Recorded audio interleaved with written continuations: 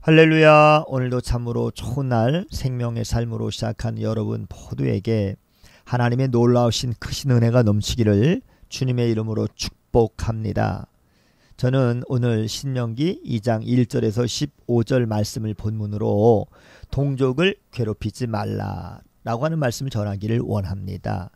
보통 하나님은 이스라엘만 사랑하시고 이방 민족은 미워하신다라고 생각하는데요. 이는 아주 큰 오해입니다. 하나님이 이스라엘에게 가나안의 7족속을 진멸하라고 명령하신 이유는 그들의 죄악이 가득 찼기 때문입니다.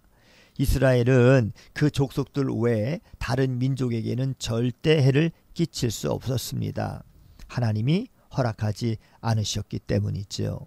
이스라엘은 가데스 바네아를 떠나서 홍해길로 광야에 들어서서 세일산을 돌아다녔습니다. 이는 애굽에서 가나안으로 가는 길목을 배회했다는 뜻인데요.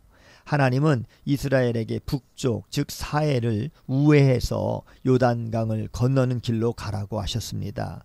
그 길을 가려면 에돔, 모압, 암몬 족속의 땅을 지나야 했습니다. 그런데 하나님은 이스라엘에게 에돔과 모압에게 피해를 주지 말라라고 하십니다.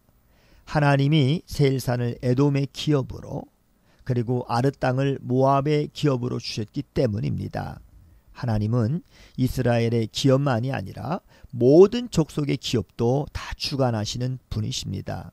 호리 사람들이 차지하고 있었던 세일산을 에돔에게 주신 것도 에밈 사람들이 차지하고 있었던 아르 땅을 모압에게 주신 것도 모두 다 하나님이십니다. 하나님은 이스라엘에게 40년 동안 광야에서 먹을 것과 마실 것을 주셨다라고 그렇게 말씀해 주셨습니다. 7절 말씀 보니 내 하나님 여호와께서 네가 하는 모든 일을 내게 복을 주시고 내가 이 큰 광야에 두루 다님을 알고 내 하나님 여호와께서 이 40년 동안을 너와 함께 하셨으므로 내게 부족함이 없었느니라 이렇게 말씀하셨습니다. 여기서 내게 부족함이 없었다라고 하는 이 부족함이라고 하는 이 단어는 히브리어로 하사르타라고 하는 단어인데요. 줄어들다, 감소하다, 부족하다, 결핍하다라고 하는 뜻입니다.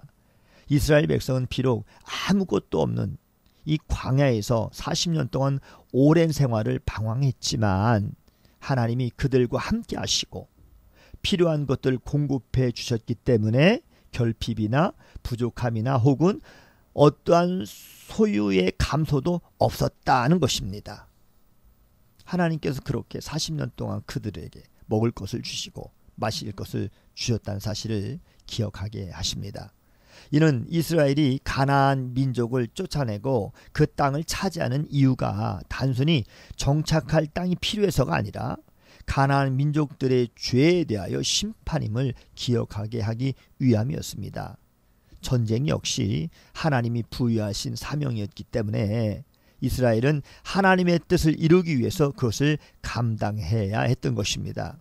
그리스도인은 세상에서 감당하는 모든 일을 사명으로 알고 하나님의 뜻에 따라 행해야 되는 것입니다. 세례 시내를 건넌 사건은 광야의 이스라엘에게 아주 매우 중요한 의미를 가집니다. 야곱은 야복강을 건너므로써 과거의 자신과 단절하고요. 그래서 이스라엘이라고는 새로운 이름을 가졌습니다.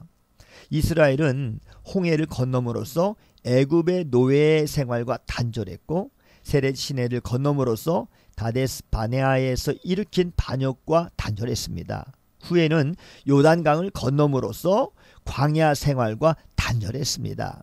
하나님은 이스라엘이 가데스 바네아를 떠나서 세례 시내를 건널 때까지 38년 동안 출애굽 세대를 광야에서 죽게 하셨습니다.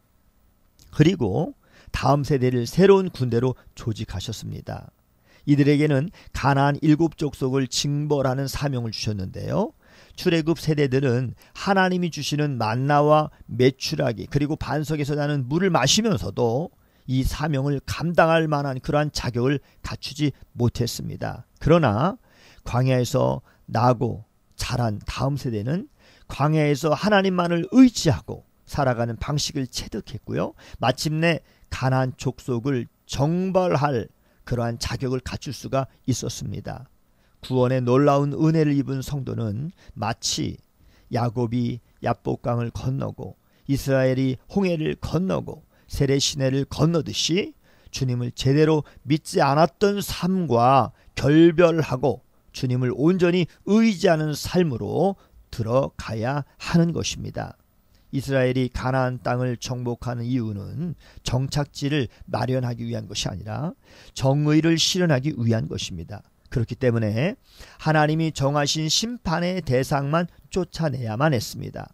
이스라엘은 하나님의 말씀에 순종해서 에돔과 모압을 위협하지 않고 사명을 감당하기 위한 여정을 이어갈 수가 있었습니다.